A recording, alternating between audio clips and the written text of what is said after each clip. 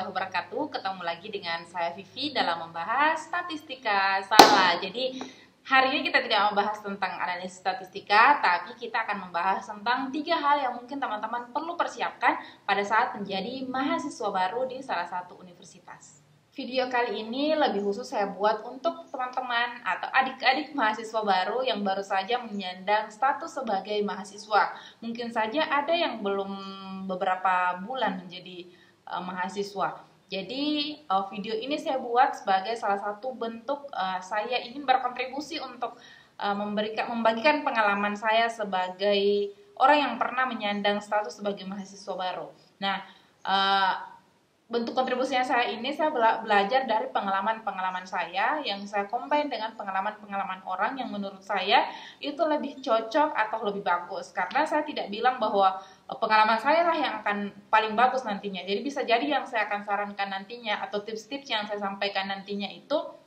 sebenarnya buah dari hasil evaluasi saya terhadap apa yang saya lakukan pada saat saya menjadi mahasiswa baru. Oke, jadi kali ini kita fokus ke 3 hal yang teman-teman persiapkan.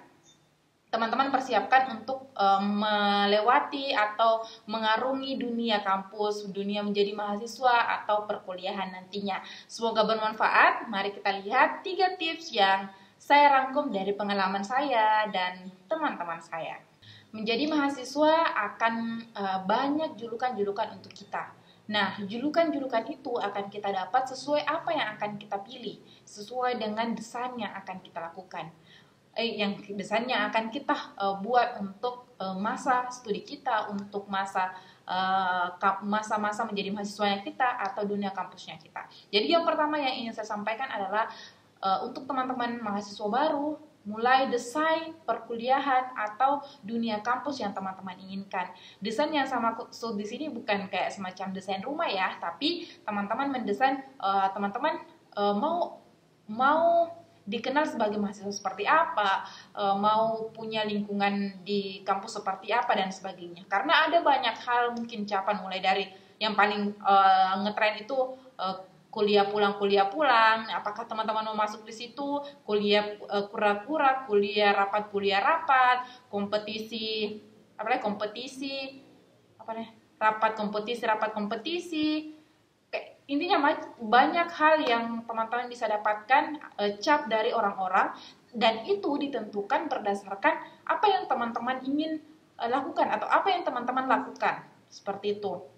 Misalnya teman-teman ingin menjadi organisatoris, menjadi orang-orang yang ikut terjun di lapangan misalnya yang pada saat demonstrasi dan sebagainya, tentunya teman-teman perlu desain lebih awal kehidupan kampus seperti apa yang teman-teman inginkan. Nah, bukan hanya tentang organisasi saja ya, tapi teman-teman juga perlu melihat dari segi akademiknya teman-teman. Nah, saya dari jurusan statistika, jadi mungkin nanti lebih banyak contoh dari jurusan statistika.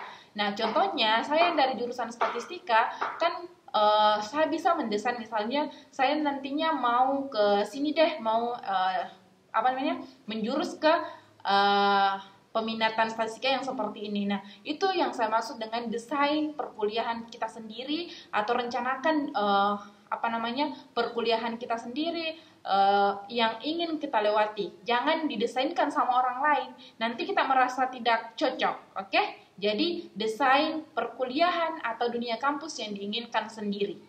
Nah, selanjutnya yang perlu saya sarankan adalah banyak tahu. Banyak tahunya di sini bukan tentang banyak tahu tentang temannya, tapi lebih banyak tahu tentang jurusannya, fakultasnya, universitasnya, dan hal-hal yang berkaitan dengan jurusan teman-teman.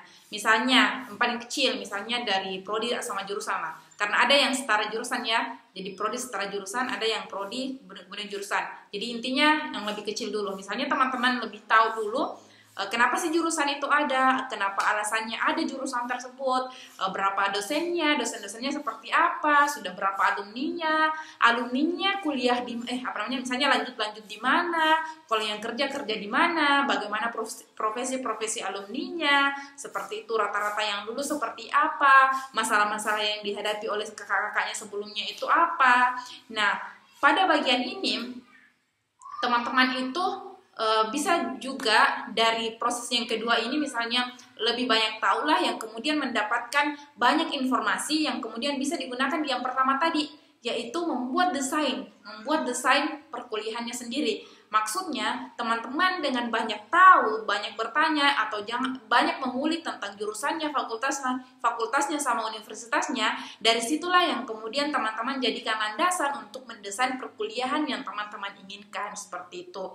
Misalnya di tingkat fakultas lagi, di fakultas teman-teman, oh ternyata di fakultas itu ada sekian jurusan, dari sekian jurusan itu ada fokus-fokusnya tertentu, kemudian dari fakultas itu ada kegiatan kemahasiswaan seperti apa saja, kalau mau bergabung di sana itu seperti apa fokusnya, dan seterusnya. Kemudian di tingkat universitas juga ada, teman-teman bisa tahu, berapa fakultas sih di universitas saya, fokus-fokus di setiap fakultasnya itu apa.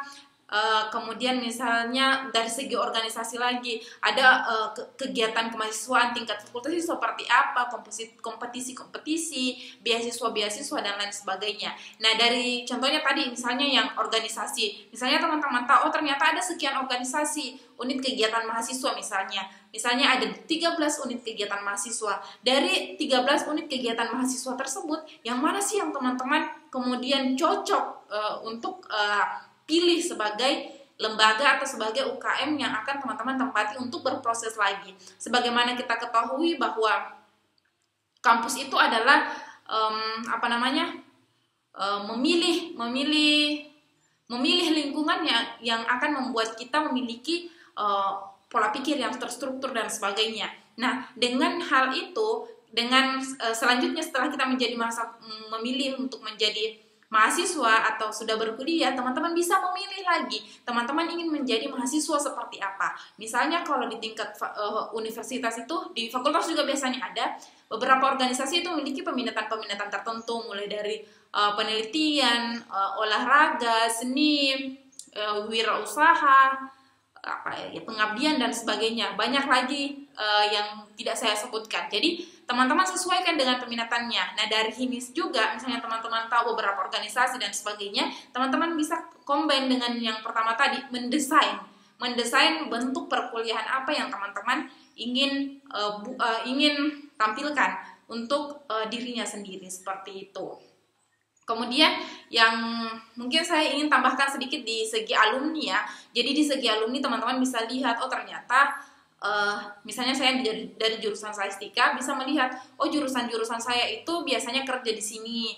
Nah, bisa teman-teman minta kontak seniornya melalui kakak-kakak sebelumnya, misalnya, Kak bisa minta kontak yang ini, saya ingin dapat sharing pengalaman mereka, kenapa bisa mereka kerja di situ. Nah, dari situ teman-teman bisa juga bertanya, Kak, apa sih yang perlu saya lebih utamakan pada proses pembelajaran nanti, apakah teori atau terapan, dan banyak hal lainnya yang bisa teman-teman dapatkan dari pengalaman senior-seniornya. Oke, jadi yang kedua, banyak tahu tentang jurusan, fakultas, dan universitasnya, baik itu alumni maupun organisasi-organisasinya, dan banyak hal yang mungkin tidak saya sebutkan, intinya banyak tahu. Kemudian yang ketiga yang saya sarankan itu adalah teman-teman memperbaiki semester awalnya, teman-teman. Semester awalnya itu biasa 1, 2, 3. Ada juga yang beranggapan bahwa semester awal itu cuma 1, 2 karena semester 3 itu sudah ada junior. Tapi terserah lah, intinya perbaiki semester awalnya, teman-teman. Perbaikinya bagaimana? Bukan hanya sebatas rajin masuk dan sebagainya, tapi benar-benar memahami bahwa semester awal itu memang mata kuliah yang paling dasar dari jurusan yang teman-teman pilih. Misalnya saya yang dari jurusan statistika, tentunya semester awal itu adalah semester yang membahas tentang dasar-dasar statistika. Yang paling dasar misalnya, kenapa rumus rata-rata seperti ini, kenapa rumus varian seperti ini, kenapa rumus standar deviasi seperti ini, dan banyak hal-hal dasar lagi di statistika yang kita pelajari di awal. Jadi, kenapa saya mengatakan pelajari dari awal?